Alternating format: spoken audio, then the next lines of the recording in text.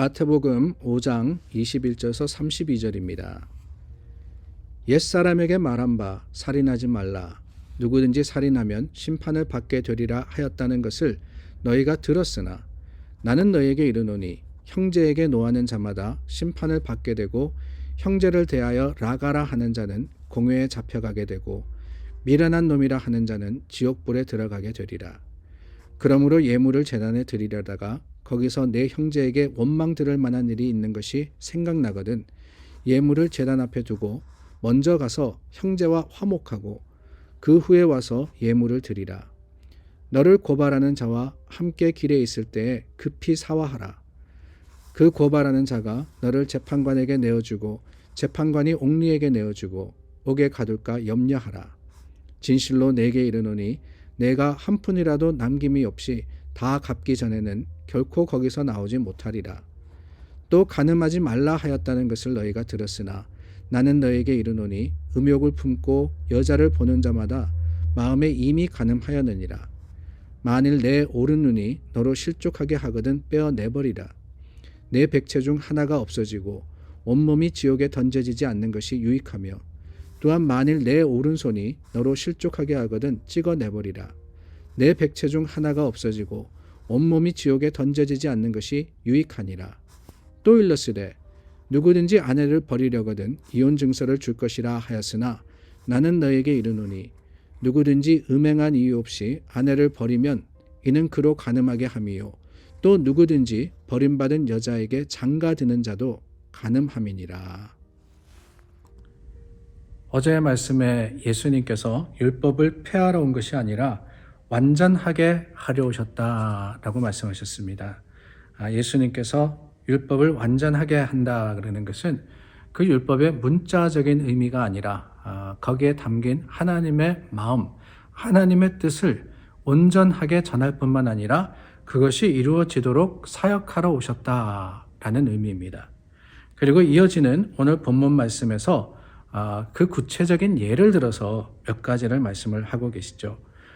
오늘 21절 말씀에 보니까 살인에 대해서 이야기를 합니다. 당연히 살인이라는 것 율법에서 죄로 규정하고 있습니다. 그것을 하지 마라, 당연히 하지 말아야 되는 것을 사람들은 알고 있습니다.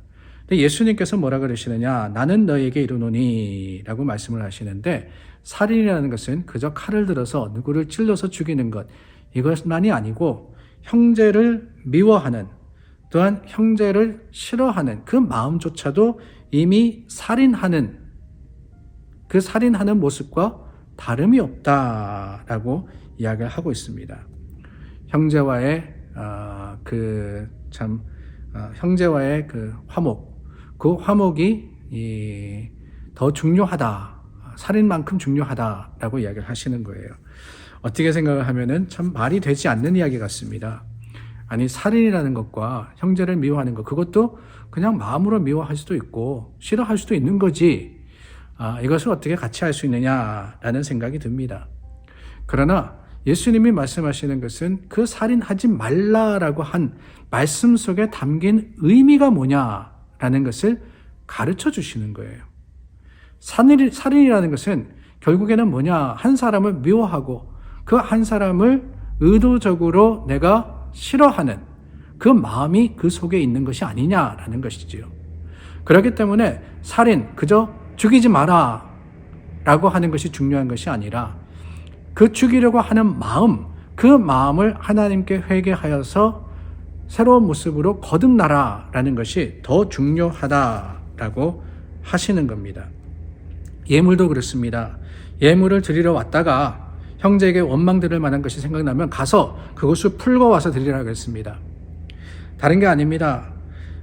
예수님께서 말씀하시는 것은 그 예물이라는 것, 드리는 것이 뭐가 중요하냐, 그 중요한 그 마음, 예물이라는 것 속에는 사랑이라는 마음이 있는데 하나님을 사랑하는 것, 이게 다가 아니라 형제를 사랑하고 또 형제와 함께하는 마음이 하나님을 향해 드려질 때 그것이 온전한 드림이 된다라고 하시는 거예요.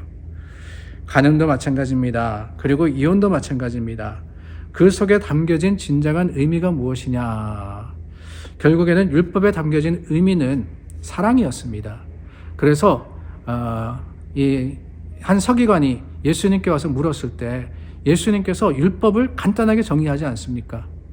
첫째는 하나님을 사랑하라 하는 그것이요, 둘째는 내 이웃을 내 몸과 같이 사랑하라 하는 이것이다 라고 하셨습니다.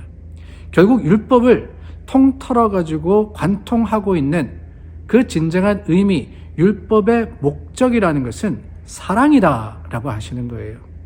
근데 오늘 말씀에 드리는 이 모든 것들, 형제를 미워하고 싫어하고 또한 간음하며 이혼하고, 이 모든 것들 속에 한 가지 빠져 있는 것이 있는데 그게 뭐냐? 서로가 사랑하는 마음이자 그 사랑을 하나님께 온전하게 드리는 삶의 모습, 또한 경건이라고 하시는 거예요. 그렇습니다, 여러분. 우리도 표면적인 많은 모습으로서 하나님께 나올 수 있습니다. 경건해 보일 수도 있습니다. 그러나 그 속에 사랑에 빠지면은 뭐라 그랬어요? 울리는 꽹과리와 같고 아무것도 아니라 그랬습니다. 우리가 천사의 말을 한다 할지라도 아무 소용없다 그랬어요. 왜? 사랑이 가장 중요한 것이기 때문에.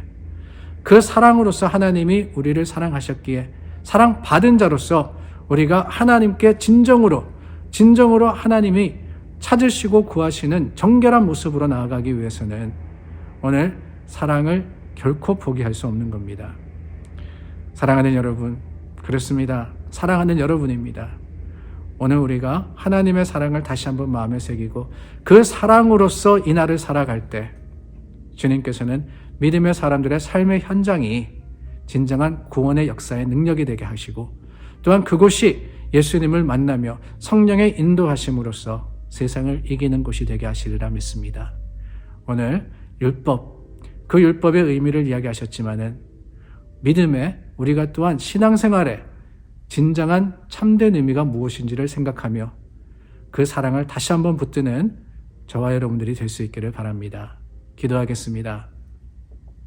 참 좋으신 하나님, 우리를 사랑하여 주시어서 독생자 예수님을 이 땅에 보내주신 하나님을 기억합니다. 그 사랑받은 자, 오늘 하나님을 사랑하고 이웃을 또한 사랑하기를 다짐해 봅니다.